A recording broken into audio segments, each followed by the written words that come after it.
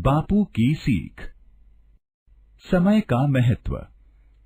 गांधी जी को भारत, भारतवासी और भारतीय भाषा से विशेष लगाव था। वे समय का पालन कठोरता से करते थे।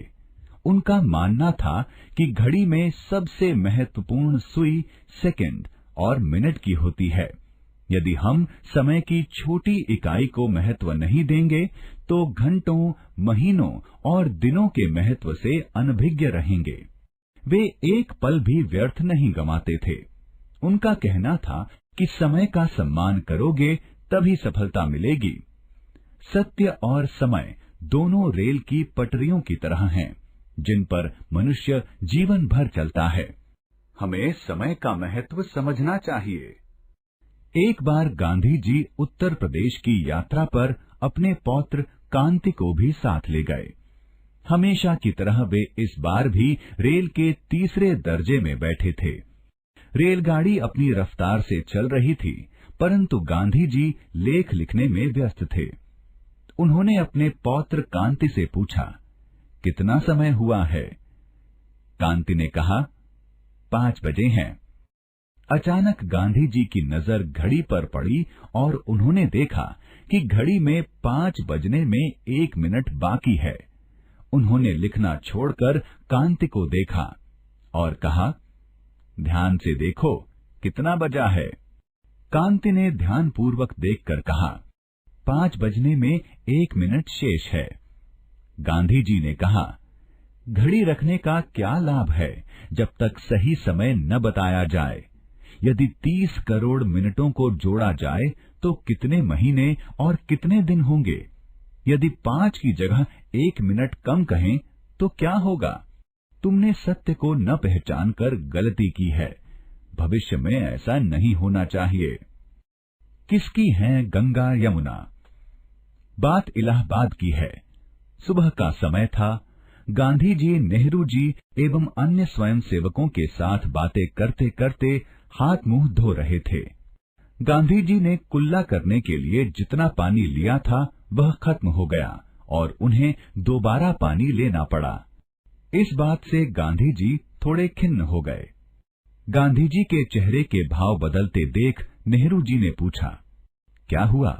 आप कुछ परेशान दिख रहे हैं। बाकी स्वयंसेवक भी गांधी जी की तरफ देखने लगे। गांधी जी बोले, मैंने जितना पानी लिया था वह खत्म हो गया और मुझे दोबारा पानी लेना पड़ रहा है। यह पानी की बर्बादी है। नेहरू जी मुस्कुराए और बोले, बापू, आप इलाहाबाद में हैं। यहाँ त्रिवेणी संगम है। यहाँ गंगा यमुना बहती हैं। कोई मरुस्थल थोड़े ही है कि पानी की कमी हो। आप थोड़ा पानी अधिक भी प्रयोग कर लेंगे तो क्या फर्क पड़ता है।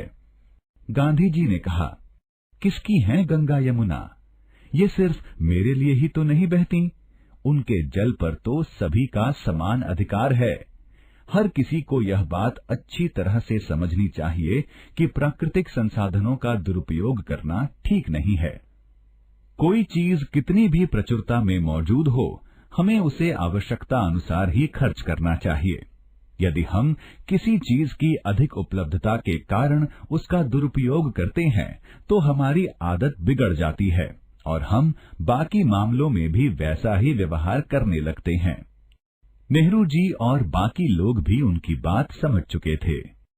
जीविकोपार्जन में खद्दर की उपयोगिता। गांधी जी खद्दर को भारत की आत्मा कहते थे। वे आधुनिक उद्योगों की अपेक्षा लघु उद्योगों को प्राथमिकता देते थे। यही कारण है कि उन्होंने जीवन भर सूत कातने और खद्दर पहनने का अभियान जारी रखा। उनका मानना था कि हाथ से सूत कातने से एक तो लोगों को काम मिलेगा और दूसरे अपने हाथ से बनी वस्तुओं का आनंद मिलेगा।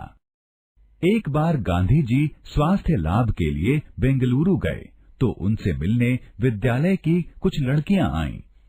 गांधी जी उनसे बोले, क्या तुम लोगों को खद्दर के बारे में कुछ पता है? उनमें से एक लड़की ने हंसते हुए कहा, खद्दर का अर्थ है कपड़ा। वे बोले, किस प्रकार का कपड़ा? कुछ देर चुप रहने के बाद दूसरी लड़की बोली, खुरदरा सा कपड़ा। गांधी जी ने कहा, सूत का हाथ से बुना कपड़ा ही खद्दर कहलाता है। अच्छा, बताओ इसे पहनने से क्या लाभ होगा? एक लड़की ने कहा। यह मजबूत होता है।